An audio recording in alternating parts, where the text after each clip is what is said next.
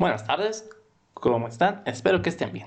Bueno, como les dije, esta era la última clase, día de su defensa, para ver su nota con respecto al avance que habíamos visto durante las 3 semanas, particularmente pues ante la ausencia de dos de sus compañeros y bueno, la solicitud de una, pues se da a conocer que oficialmente no va a haber defensa. Por tanto, esta última clase, para terminar nuestro temario, vamos a ver el repaso general de todo lo que hemos visto durante estas 3 semanas. Es como un compilado para que vean en qué se resumen los fundamentos de programación en Java. Esto les va a servir, aparte de todo el material que ya tienen, que ya les proporcioné y les compartí, para que cuando eventualmente decidan retomar, volver a estudiar o de alguna manera volver a engancharse con esto de programación, tengan como una guía, una pauta de la secuencia en cuanto a qué temas van primero, qué temas después, de qué manera poder ir aprendiendo y retomarlo. ¿Listo? Entonces, iniciamos con nuestro repaso general. Para eso voy a compartir mi pantalla.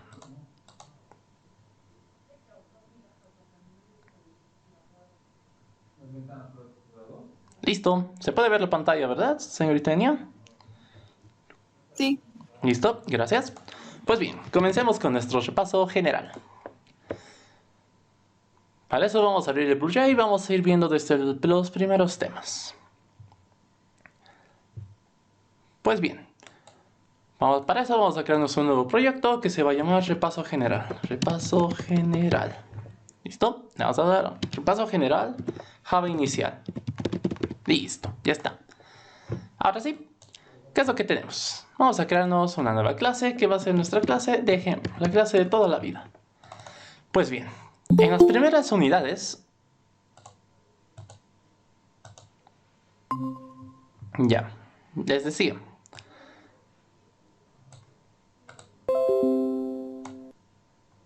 pues bien, continuemos con nuestro resumen. Tenemos lo siguiente.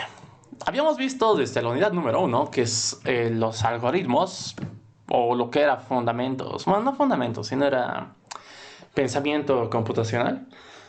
Habíamos visto el concepto más importante, que era el concepto de los algoritmos. De los algoritmos, que es lo más interesante y o lo que siempre tiene que estar ahí en cuanto a lo relevante. Que los algoritmos son el mecanismo por el cual nosotros podemos plasmar nuestras ideas. Cuando yo escribo un algoritmo, es una secuencia de pasos, ¿recuerdan? De tal manera que si yo sigo los pasos, paso A, paso B, paso C, se supone que, terminado el último paso, yo debería haber encontrado una solución a un problema, ¿verdad? De manera bastante de una manera, a modo de representación, habíamos visto, ¿no? Habíamos elaborado nuestros propios algoritmos y habíamos visto igual que la vida misma se resume en un algoritmo. Si tú te planteas cada día, cuando piensas cómo resolver pequeños problemas, ¿no? Desde despertarte, cómo comer, cómo desayunar, cómo salir, cómo hacerlo, cualquier cosa, siempre es un problema. La vida está llena de pequeños problemas que todo el tiempo estamos solucionando. Entonces la vida en sí misma se basa en algoritmos. Pues bien, después de eso habíamos dicho que en nuestro caso no solo nos vamos a quedar con un algoritmo, habíamos dicho vamos a hacer que esto pase al siguiente nivel, que es codificarlo. Y para eso necesitamos un lenguaje de programación. En nuestro caso, nuestro lenguaje de programación es el lenguaje de programación Java. ¿No ven? Habíamos visto, tenemos nuestro ID, bien bonito, nuestro querido BlueJ. Pues bien, aquí adentro es donde nosotros íbamos editando código. Pero antes de poder hacer algo, habíamos dicho, para un lenguaje, cualquier lenguaje, ojo, se necesita saber los fundamentos de programación de dicho lenguaje. ¿Listo? Por tanto, necesitamos nosotros conocer cuáles son las reglas del lenguaje. O sea, básicamente te dice el lenguaje, ok, si cumples estas reglas, no vas a tener problemas conmigo. En este caso, ya hemos empezado con un concepto importante, que eran los tipos de datos. Tipos de datos en Java. ¿Por qué los tipos de datos eran lo primero que vimos y que era importante? Porque para ir representando nuestros algoritmos, para irlos implementando, necesitamos saber de qué disponemos. Por ejemplo, si yo quisiera, digamos, programar, yo qué sé, una calculadora, necesitaría usar números. Entonces tendría que saber mi lenguaje, de qué manera me provee los números, cómo yo puedo decir, ¿sabes qué? Quiero un número. Y de la misma manera, ¿no? Imagínate que tu programa es un poco más complejo. tienes que administrar usuarios, ¿no? Lo clásico. Pues no sé, necesitas datos de los usuarios que por ejemplo pueden ser nombres o cosas así. Por tanto, necesitarías tipos de datos que soporten palabras, que soporten, por ejemplo, otros tipos de datos como habíamos visto, tipos de dato lógico, ¿no? Cuando dependes de un true o de un false, eso que era tipos de dato lógico, booleanos, ¿no ve? Entonces existe toda una gama, ¿verdad? Entonces, habíamos dicho, en Java nos dividimos en dos ramas, tipos de datos primitivos, que son los que vamos a ver, los primitivos y los no primitivos. Empezando con los primitivos, ¿cuáles habíamos visto? Que se dividen a su vez en otros. Habíamos visto primero los numéricos. Los numéricos hemos conocido que existen los siguientes. Existe el byte, existe el short, existe el int, existe el long. Esto en cuanto a tipos de datos numéricos enteros. ¿Cuál es la diferencia entre estos cuatro? Pues su capacidad. Habíamos visto que byte es bastante cortito, de 250 menos 256 a 255, o algo así, no me acuerdo muy bien el rango, pero es así. El short, que era un poquito más grande, el int, que era el que usábamos por defecto, que hace referencia justamente a los integers, es el tamaño medio, y los longs, ¿no ven? Pues bien, de todos estos tipos de datos numéricos los hemos conocido, hemos visto que a su vez dichos tipos de datos son palabras reservadas. ¿Y qué era una palabra reservada? Recuerden que en cualquier lenguaje una palabra reservada es una palabra que el mismo lenguaje implementa, de tal manera que no puedes tú utilizarlo para identificar una clase, una variable o un método. Ahora, continuando con tipos de datos. Aparte de estos, de los numéricos, habíamos visto que también existen los tipos de dato lógico. En esto solamente existe el tipo de dato boolean, ¿no ven? Nuestro tipo de dato boolean, que es el que me permite manejar valores lógicos, que es o true o es false, no hay más. Por otra parte, habíamos visto que existe otro tipo de dato primitivo que me permite manejar símbolos. Ese tipo de dato se llama char.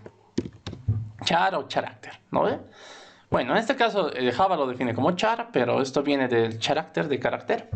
Pues bien, este tipo de dato me permite guardar un símbolo a la vez, o un carácter, como también le conocen, a la vez, nada más. Luego de esto, ¿qué más tengo? Nuevamente, volviendo a los numéricos, existen los numéricos con parte decimal, en el cual existen dos. Estos son el float y el double. Dichos tipos de datos, de la misma manera, a ti te permiten guardar números con una diferencia, que ahora puedes darle una parte decimal.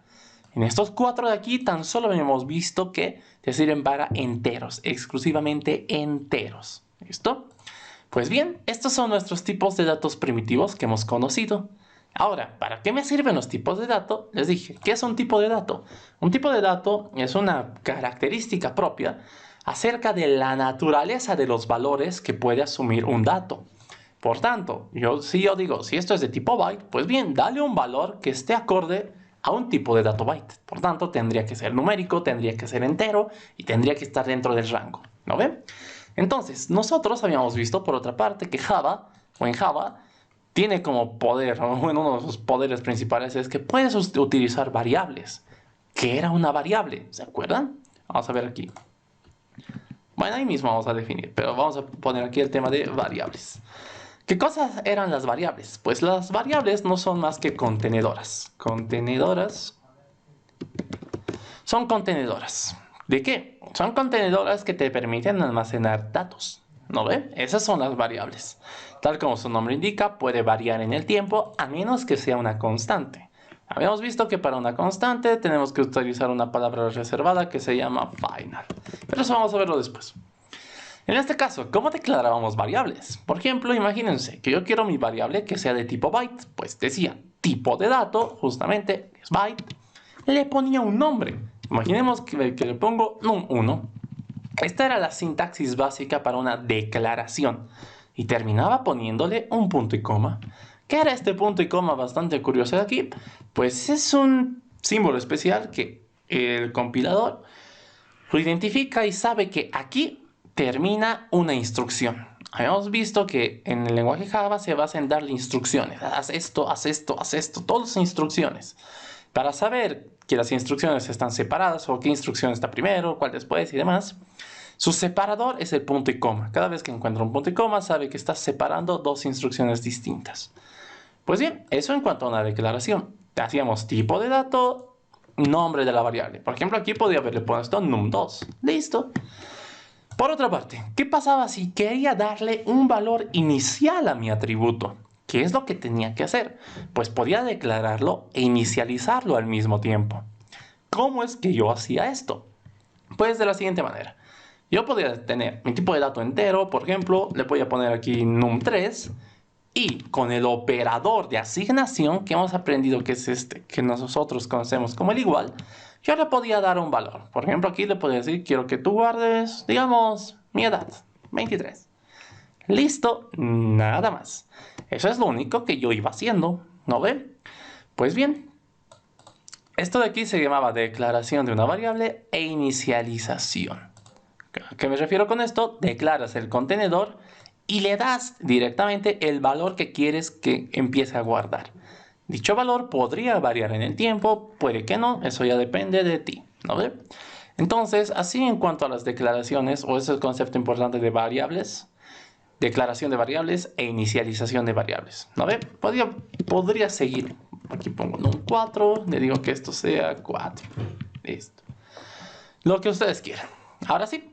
Esto en cuanto a los conceptos básicos. ¿Cuáles son? Tipos de dato, declaración de variables e inicialización de variables. Estos son los conceptos que actúan como piedra angular para cualquier cosa a futuro en Java. ¿Por qué? Porque vas a necesitar usar variables para guardar respuestas, para recibir datos de afuera, para hacer tus procesos de en medio, ir guardando resultados. Todo es variable. Por tanto, es necesario, es útil conocerlo. ¿Listo? Pues bien, luego de eso, ¿qué teníamos? Esto en cuanto a lo que serían nuestras inicializaciones. Para verlo explícitamente, veamos, por ejemplo, un boolean. Podría tener un boolean bandera que digo, quiero que parta en true. Recuerden que los valores de un boolean solo es true o false, ¿no ve? Los char, por ejemplo, yo podría tener una letra y le diría, quiero que la letra sea. Recuerden que el valor para un char se tiene que dar entre comillas simples. Y tú le dices, quiero que el valor para esto sea, no sé, la inicial de mi nombre, una D. Listo. Aquí punto y coma, no se olviden. Y pues en un float, en un double, podrías poner aquí, por ejemplo, mi peso y mi altura, digamos. ¿Cuánto peso? No sé, creo que ando por los 80. Nunca me he pesado, bueno, hace tiempo que no me peso. Pero esto tengo que poner parte decimales, 80 punto algo, ¿no ve? Por ejemplo, aquí yo creo que sea un 80.6, supongo. Punto y coma. Pero aquí pasaba algo interesante. Bueno, vamos a ver más adelante. Si yo tengo el double, podría poner, digamos, mi altura, ¿no veo? Que esto está en 1.83. Esto sí me acuerdo. Y ya está. Pero aquí pasaba algo interesante cuando hablábamos de floats. Para saber qué es un float, te decía, pon una F. ¿Qué cosa era esta F medio rara? Pues justamente, por defecto, cuando tú tienes un valor con parte decimal, Java asume que es un double. Por tanto, si quieres decirle no es un double, no lo asumas. Te estoy diciendo que lo guardes en un float. Por tanto, tenías que poner una F después del valor. Ese es un dato importante. Y es más, de hecho es algo que igual te puede pedir un long. Aquí que tú pongas una L. ¿Por qué? Para decirle este tipo de dato es un long. Esto, como han podido ver, no es que estrictamente me haya pedido, pero por seguridad siempre suelen ponerlo cuando se trata de tipo de dato long. No es que esto se pueda en todos, ¿no? En un byte, en un short, en un no. Es justamente para datos como el long o como el float, ¿ya? Entonces, eso hasta esta primera parte. Si compilamos, todo va bien. ¿Qué es lo único que hemos hecho? Recordar los inicios. Fundamentos de programación en Java. ¿Cuáles son? Tipos de dato, declaración de variables, inicialización de variables. Y saber para cada tipo de dato qué valores son los que soporta. ¿Listo? Luego de eso habíamos pasado a nuestro segundo tema. Para este segundo tema vamos a crearnos un método. Vamos a tener un public, por ejemplo, que me devuelva un mensajito, un string. Oh, y aquí estamos viendo algo interesante, que vamos a recordarlo cuando creemos el método. Que, por ejemplo, me diga es para verificar números, se va a llamar. Verificar número. Listo. Ya. ¿Qué es lo que habíamos visto? Si bien teníamos todos estos datos, para que dichos datos empiecen a ser útiles para mí, Habíamos dicho que vamos a implementar algoritmos. Para implementar algoritmos teníamos que crear esto de aquí. ¿Qué cosa era esto de aquí? Esto nosotros lo llamamos método. ¿Qué eran los métodos? ¿Qué es un método? Pues les dije, entiéndanlo como las acciones que va a poder realizar el objeto que nazca de esta clase. ¿Listo? Eso de objeto, eso de clase, son conceptos más propios del paradigma de programación orientada a objetos, que les dije, no lo estamos viendo. Eso es un tema muy aparte. Primero se aprenden los fundamentos, luego el paradigma. Intentar aprender ambos al mismo tiempo puede ser un dolor de cabeza. Yo personalmente no lo recomiendo tanto. Pues bien, entonces, para hacer la prueba en mis implementaciones, tenía que hacerlo dentro de un método. Esto de aquí era un método, es como la acción, ¿no? Ve lo que voy a realizar. Su sintaxis era la siguiente. Teníamos un modificador de acceso que era público. De hecho, es un modificador de acceso que ya conocemos porque las clases también son públicas. Aquí ponía un tipo de retorno. ¿Qué cosa era el tipo de retorno? El tipo de retorno era el valor, o bueno, la naturaleza del valor que tú estabas por devolver. Si, por ejemplo, quisieras sumar dos números, tendrías que devolver otro número. Por tanto, no sé, imagínense que tienes que sumar dos enteros, devolverías otro entero. Y pues así, depende de lo que quieras hacer, puedes devolver cualquier tipo de dato. En este caso estamos devolviendo un string. Pero aquí me dirán, no hemos visto strings durante estos tipos de datos primitivos. En efecto, ¿por qué? Les comenté que el tipo de dato string es un tipo de dato que no es primitivo. Es un tipo de dato que ya es compuesto, de hecho, es una clase, es un tipo de dato definido por alguien. Pero en este caso, que era un string. Por ejemplo, aquí vamos a tener un string res, que parte vacío. ¿Qué es lo que yo hago aquí? Un string es una cadena de palabras. Bueno, es una cadena de caracteres. Lo más correcto es decir, recuerden, string significa cadena. ¿Cadena de qué? Cadena de caracteres. El string te permite guardar a ti palabras. Miren, puedes poner lo que sea. Vamos a poner, por ejemplo, aquí, si solo para el ejemplo, unicornio. Y pues puedes ver lo que sea. Bueno, puedes poner lo que sea. Cualquier cosa que al final lo va a tomar en su formato literal. Y esto, si se dan cuenta, es la unión de letritas, de una letra con una letra con una letra. Es decir, como si tuvieras varios chars, ¿no ve? Es por eso que esto se le llama, es una cadena de caracteres, porque es varios caracteres juntitos.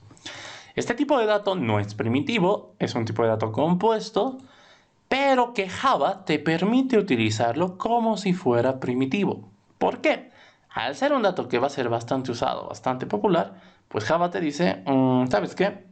Evítate de problemas y utilízalo como si fuera primitivo. Déjame a mí los problemas. Eso es lo que te está diciendo Java.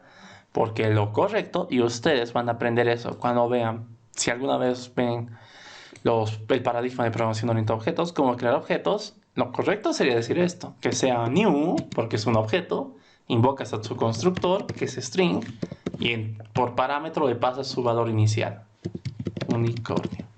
Lo correcto sería que sea así, para tratarlo como lo que es, un tipo de dato compuesto, es un objeto, bueno, es una clase que crea objetos. Pero pues Java, como les dije, para facilitarnos la vida, nos dice, no, yo voy a hacer esto, tú tranquilo, tú solo dame el valor inicial y déjame lo demás a mí. Imagínate que tratalo como un primitivo, pero ojo, no es primitivo. Pues bien, ahí para completar un poco nuestros tipos de datos, bien bonitos. Continuando con esto, ¿qué tenemos? Tenemos lo siguiente. Les decía, nuestro siguiente tema había sido las sentencias de control condicional. ¿Qué eran las sentencias de control condicional? Pues es básicamente preguntas. ¿A qué me refiero con preguntas? En la vida ustedes se deben cuestionar bastantes cosas antes de tomar decisiones. En teoría. ¿No ve?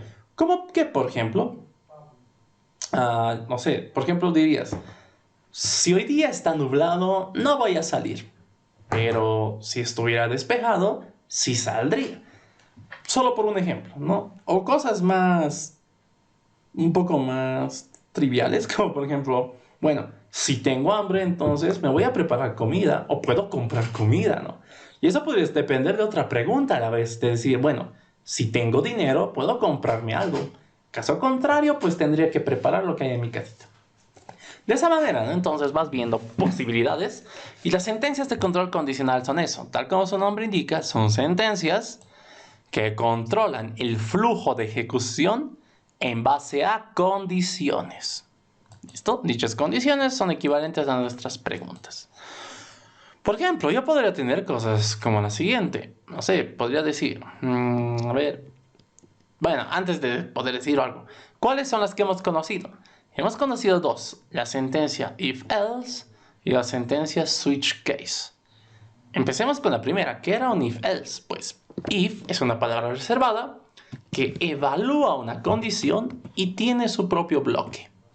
Acompañado esto de un else, que está fuera del bloque del if, que a su vez abre su propio bloque. Esta estructura, ¿cómo funciona? Pues de la siguiente manera. El if, entre sus paréntesis, evalúa una condición o condiciones. Puede ser más que una condición o varias condiciones. Eso ya depende de cada uno, condición o condiciones. De tal manera que, si te respondiera que esto es verdadero, ejecuta este bloque.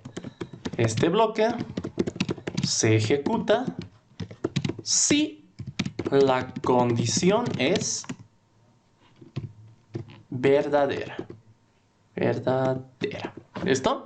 Por ejemplo, yo les podría decir, sí, ¿qué cosa? Si hoy es martes, es decir, si tu variable es martes fuera true, pues ¿qué quiere decir esto? ¿Es martes? Le estás preguntando. Si te dice que sí, pues ejecutas lo que está aquí, porque la condición es verdadera. Si te dijera, no, te cuento que hoy día no es martes, entonces te botaría este otro bloque que es el else. Por tanto, este bloque se ejecuta si la condición es falsa. ¿Listo?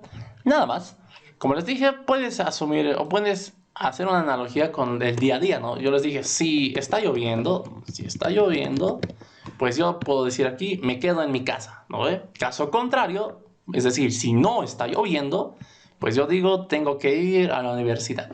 Algo así, ¿no ve? Entonces, una sentencia de control condicional es eso. Evalúa una condición.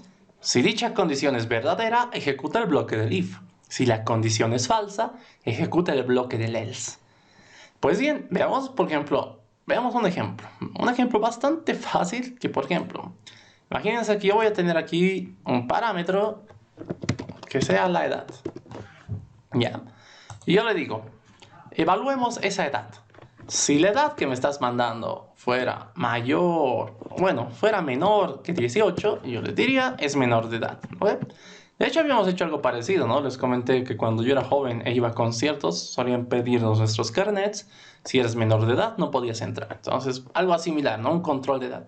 Si tu edad es menor que 18, pues aquí tú podrías decir, en tu respuesta dirías, no puedes pasar. No puedes pasar, eres menor de edad. ¿Listo? Pero ahora, ¿qué pasa si me dice no? Te cuento que la edad no es menor que 18. Bueno, en ese caso, pues si no eres menor de 18, pues tienes 18 más, ¿no? Por tanto, en ese caso, tu respuesta sería, ¿qué cosa? Tu respuesta sería que puedes pasar, si eres mayor. Algo así, ¿no? Solo para un ejemplo bastante simple. Pase lo que pase, voy a retornar mi respuesta. Y aquí hay un concepto importante, o dos más que acabamos de ver. Tenemos nosotros, esto de aquí que les dije, esto de aquí es un parámetro. ¿Qué cosa eran los parámetros? Los parámetros eran un tipo de variable. Recuerden, estos son variables locales. Esto de aquí es una variable paramétrica. Bueno, es una variable que se declara en el parámetro, que te sirve para lo siguiente. Lo único que hace es crear un lugar donde guardar un dato que te está por llegar de afuera. Te va a llegar una edad. ¿Dónde lo guardas? En esta variable edad. Listo, nada más. Eso es un parámetro. Por otra parte, la última línea podemos ver que es una palabra reservada. Es un return. ¿Qué cosa entonces es lo que hace este return? Este return lo que hace es lo siguiente. Devuelve el valor de la respuesta que tú hayas calculado, que tú hayas evaluado. En este caso, partía siendo unicornio. De hecho, esto es solo para el ejemplo, que parte estando vacío. Si eres menor de 18, te dice no puedes pasar, eres menor de edad. Caso contrario, te dice si puedes pasar si eres mayor. Depende que te devuelva por respuesta a esto. Si te devuelve true o te devuelve false. Y pues devolvías eso. Miren, hagamos la prueba. Mandamos a compilar. La clase compila. No hay errores de sintaxis. ¿Cómo hacíamos la prueba en nuestros programitas? Pues hacíamos lo siguiente. Clic derecho, nuevo ejemplo, le damos OK. Clic derecho, verificamos el número. Por ejemplo, yo le digo mi edad. Tengo 23. Le damos OK. Puedes pasar si eres mayor. Genial. Pero supongo que en mis épocas, cuando no era justo, digamos, tenía 17, le damos OK. Me decían, no puedes pasar, eres menor de edad. Por tanto, me aguantaba, me iba a mi casita. Entonces, como pueden ver, depende a una pregunta, depende a la variable edad. Y a la pregunta que es, ¿eres mayor de 18 o no? Pues se ejecuta una de dos, ¿no? O se ejecuta esta instrucción o se ejecuta esta otra. Depende de quién, de una condición. Y pues habíamos visto que esto también podríamos ir anidando condiciones. Es decir, podríamos poner una condición dentro de otra condición. ¿De qué manera hacíamos eso? Pues no era muy distinto, ¿no?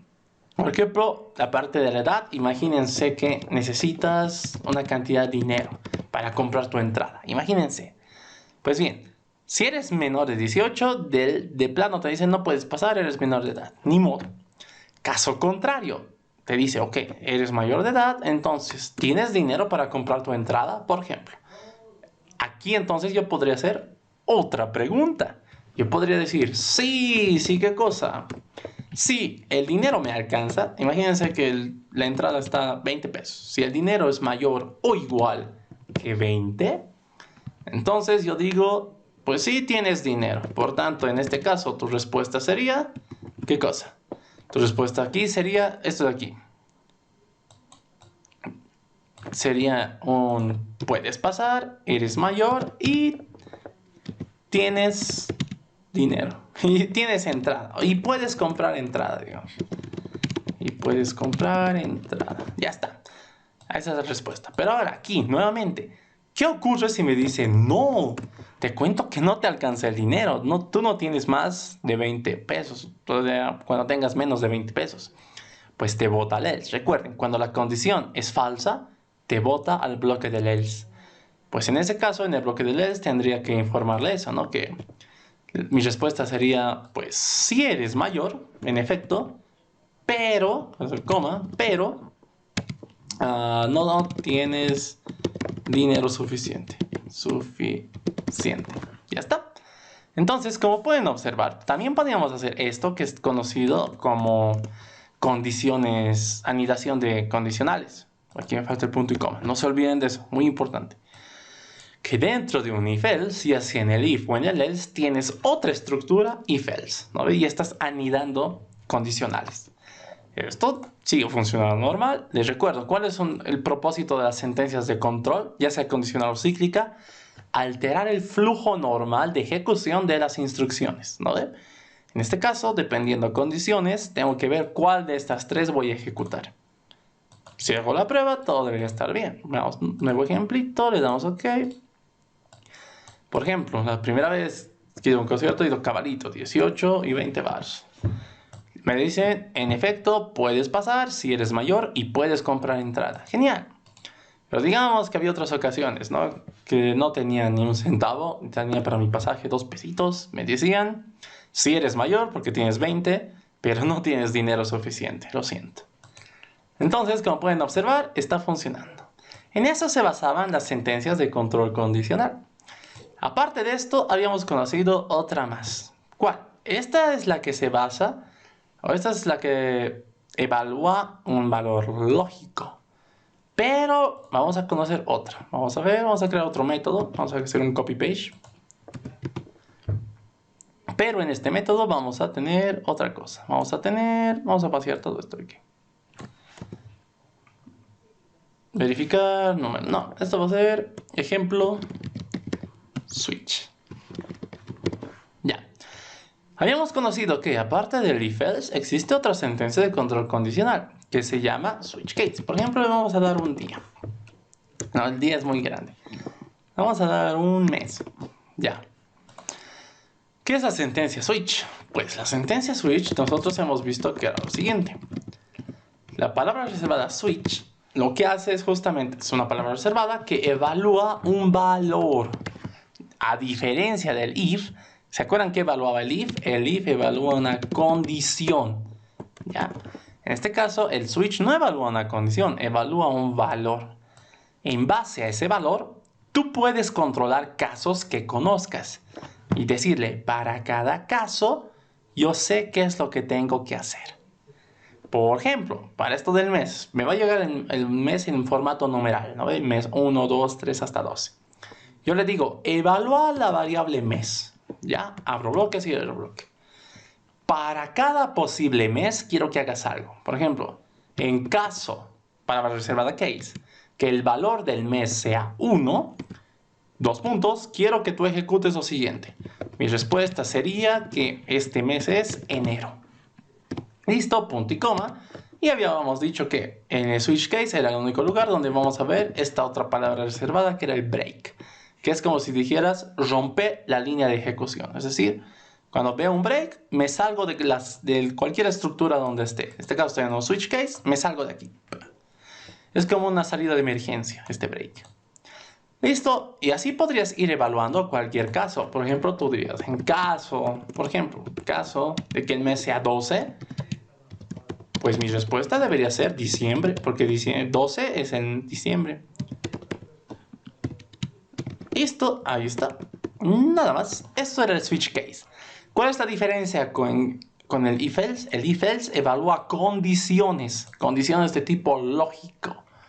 Sin embargo, el switch evalúa valores, cualquier naturaleza de valor. Imagínense que yo, por ejemplo, aquí podría decir que me llegue un carácter, que me llegue aquí un símbolo.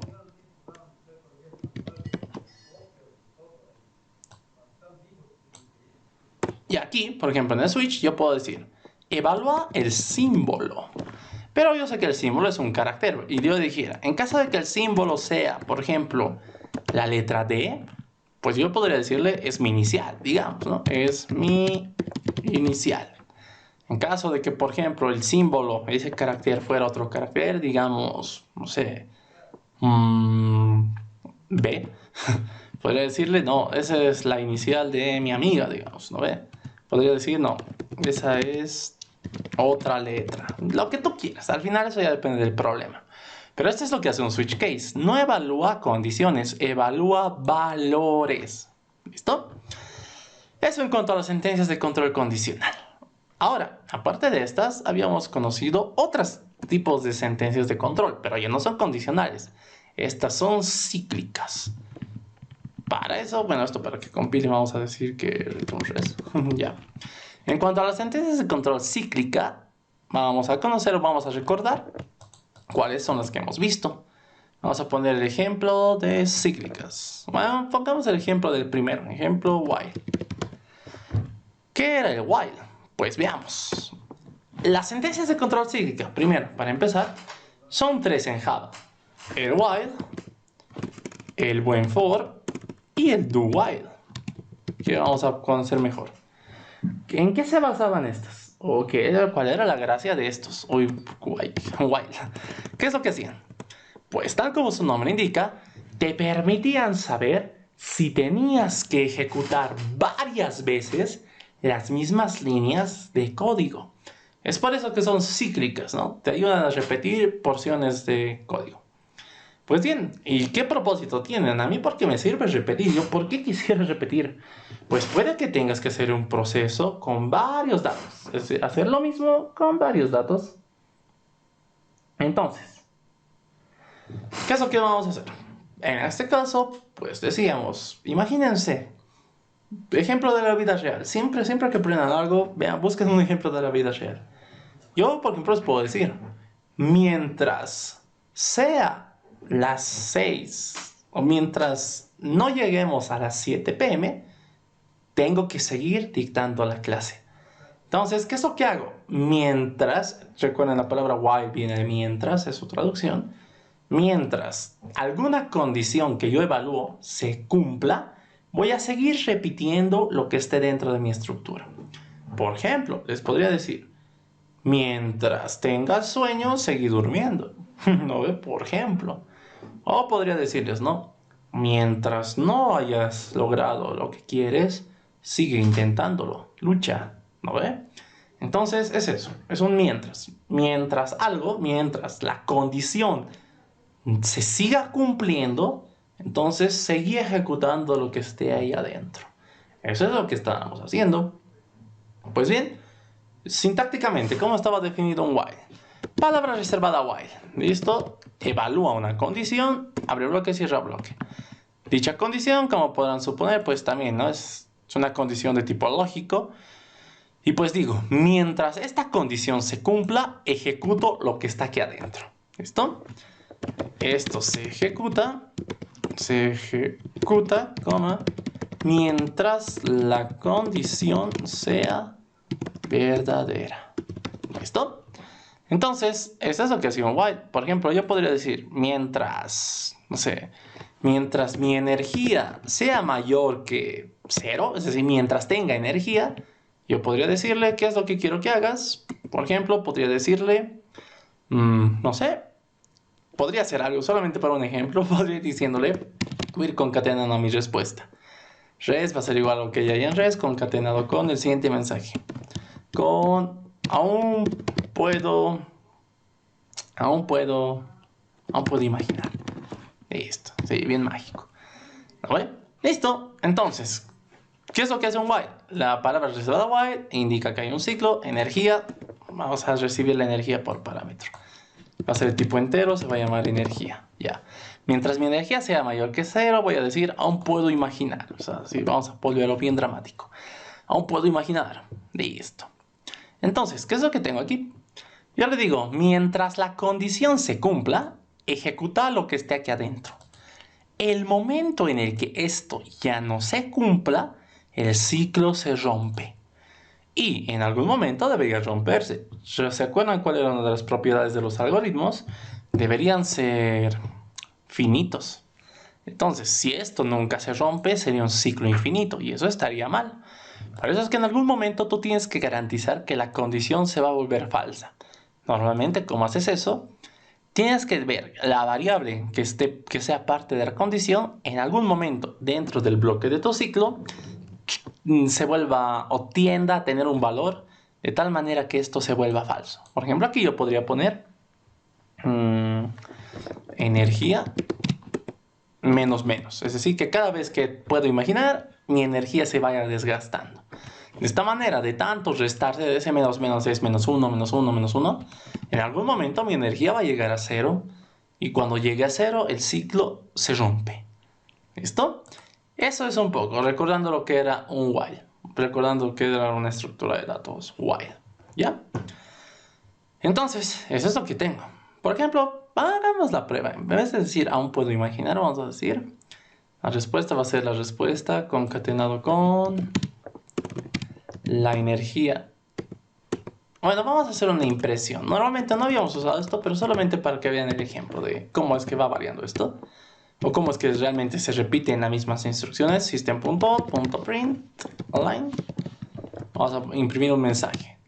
La energía actual es, y lo vamos a concatenar con el valor de la energía. ¿Listo? De esta manera vamos a ver, miren, yo solo tengo dos líneas de instrucción, pero están dentro de un ciclo. Por tanto, se van a ejecutar mientras la condición sea verdadera. Si mando a compilar, todo va bien. Veamos qué es lo que ocurre. Clic derecho, nos creamos esto, le damos OK, clic derecho. Vamos a ver el ejemplo de while. Vamos a dar energía 9. Miren, ¿qué es lo que pasa? Esto no, esto aquí. La energía actual es 9, 8, 7, 6, 5, 4, 3, 2, 1. Si se dan cuenta, ha ido ejecutando mi impresión, lo que yo le había dicho que muestre, mientras la energía aún era distinta de 0. ¿No ve? Ha llegado hasta 1, luego esto se ha restado, se ha vuelto 0. ¿0 es mayor que 0? Ha preguntado aquí. Pues no. Por tanto, la condición ha dejado de cumplirse y se ha roto el ciclo. Esto, eso, para ver este ejemplo. Ya está. Aparte del while, habíamos conocido que while no era la única. No. También existe una que se llama for. Y vamos a ver este ejemplo a continuación. Ejemplo del for. ¿Qué hacía la sentencia de control condicional for? Pero una sentencia de control bastante interesante. Recuerden, el while tan solo evalúa una condición, nada más, solo la condición. Pero ahora, tenemos por ejemplo un for. En este for vamos a ver el ejemplo del factorial, por ejemplo. Vamos a tener aquí... perdón, no he borrado todo. Lo siguiente, yo quiero hacer el factorial de un número. Aquí me va a llegar por parámetro un número, ya. ¿Qué es lo que hago aquí? Pues yo podría decir, palabra reservada for.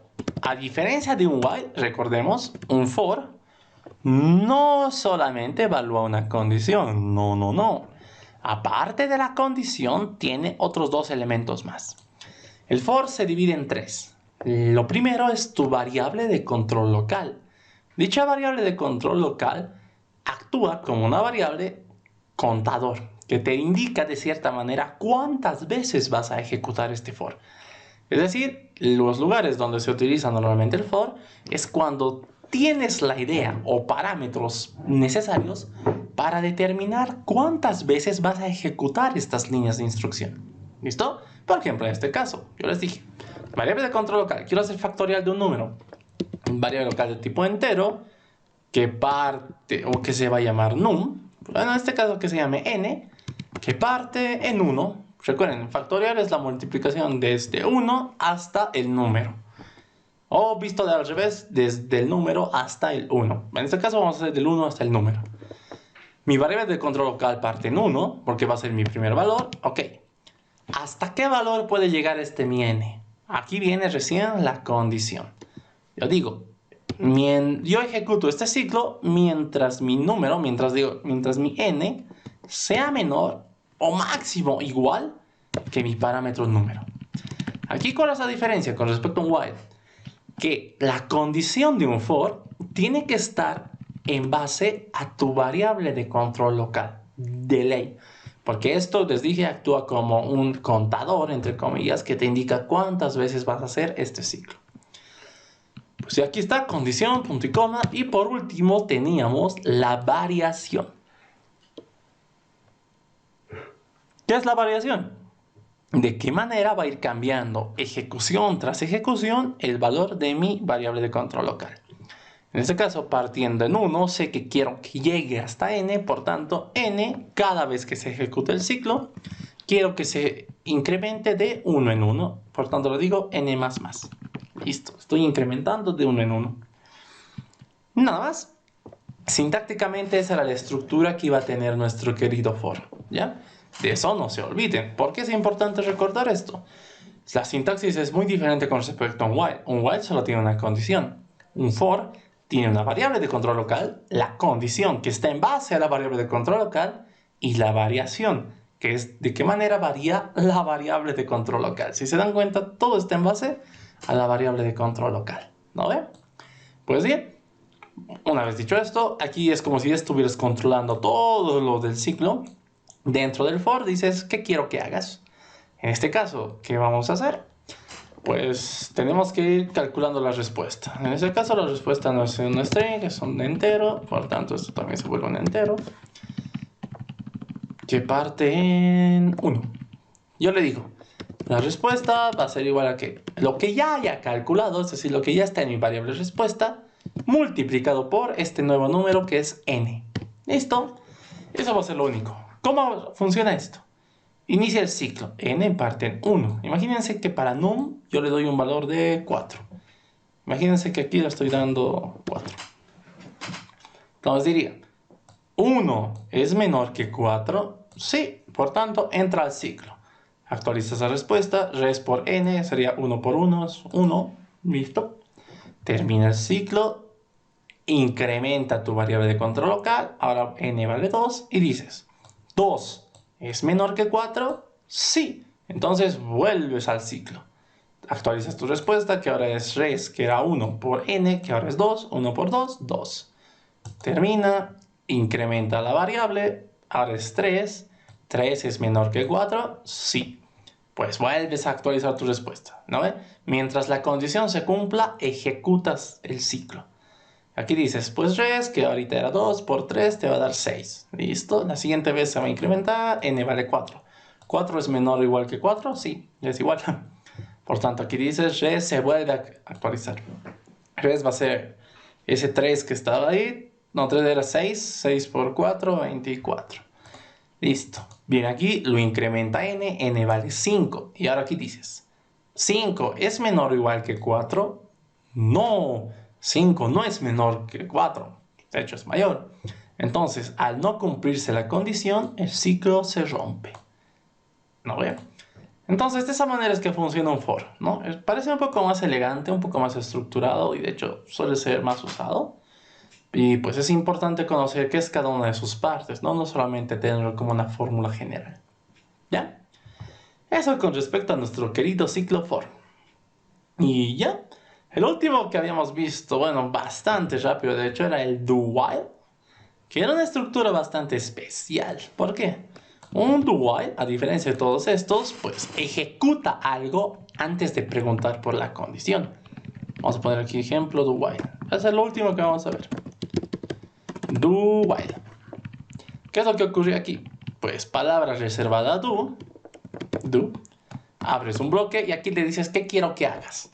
Por ejemplo, aquí vamos a hacer una impresión, system.out.print.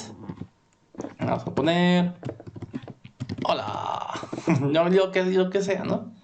Y luego de ejecutar, recién pregunta. Te dice, haz esto, que es saludar, mientras se cumpla la condición. ¿Qué condición? Imagínense, mientras num sea menor que 5. Imagínense, ¿ya? Ahora, les decía, ¿cuál es la particularidad de esto? Imagínense que para num yo le doy un valor gigante. Imagínense que yo le doy 100. 100 no va a cumplir mi condición, pero esto a do no le va a importar. ¿Por qué? Un do while les dije, primero ejecuta lo que está en el do, luego recién pregunta si tiene que seguir. A diferencia del while y del for, aquí en un while y en un for, siempre va primero la pregunta. De tal manera que si de entrada la pregunta es falsa, puede que el ciclo jamás se ejecute. Entonces, pues depende de la condición, ¿no? Sin embargo, en un while no es así. Primero ejecutas lo que te dé la gana y luego recién preguntas si tienes que seguir ejecutando eso. Esa era la diferencia en un while. ¿Listo? Entonces, ya son las 7. Hasta este punto dejamos nuestra última clase. Vuelvo con ustedes. ¿Dónde está esto que está aquí? Entonces, esto sería el repaso general de lo que hemos visto durante estas 3 semanas. Particularmente como instructor, estoy feliz y para mí ha sido un honor haber sido su acompañante, su guía durante estas 3 semanas. Espero que hayan podido conocer, vislumbrar a grandes rasgos este bonito mundo de la programación. Puede que en medida particular de cada uno, de cada una, les guste más, les guste menos, pero ahora ya lo conocen. Y ahora ya pueden tener un criterio sobre la programación. ¿Verdad? Conocer algo siempre es importante para poder saber si te gusta o no te gusta. ¿Verdad? Ahora que lo conocen, pues ya es decisión particular según a sus propias expectativas de cada uno, de cada una, saber si continúan o no con esto. Particularmente, eso sería todo. Aquí termina la grabación de esta clase.